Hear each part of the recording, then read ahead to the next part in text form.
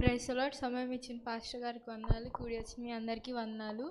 నేను ఈరోజు బైబిల్లో అర్పించిన బలుల గురించి చెప్పబోతున్నాను. మనుషులు అనేక పాపాలు చేసి వాటి బలులు అర్పించేవారు. బైబిల్లో పాత నిబంధన, కొత్త నిబంధన 2 భాగాలు ఉన్నాయి. పాత నిబంధన కాలంలో 5 రకాల బలులు అర్పించేవారు. అవేంటంటే దహన బలి, నైవేద్య బలి, సమాధాన బలి, పాప పరిహారార్థ బలి, అపరాధ పరిహారార్థ బలి. ఈ బలులు అర్పించడానికి గోవుల్లోనే కానీ మేకల్లోనే కానీ నిర్దోషమైన దాన్ని అర్పించాలి. లేదా గోధుమ పిండితో చేసిందే కానీ బియ్యం పిండితో చేసిందే కానీ పులియందే అర్పించాలి. ఎందుకంటే పులిపిండి పాపానికి సాదృశ్యం కాబట్టి పులిసింది మనం అర్పించకూడదు. మనం అర్పించే ప్రతి నైవేద్యంలో ఉప్పు చేర్చాలి. ఎందుకంటే ఉప్పు మన విశ్వాసానికి సాదృశ్యం కాబట్టి ఉప్పు చేర్చాలి.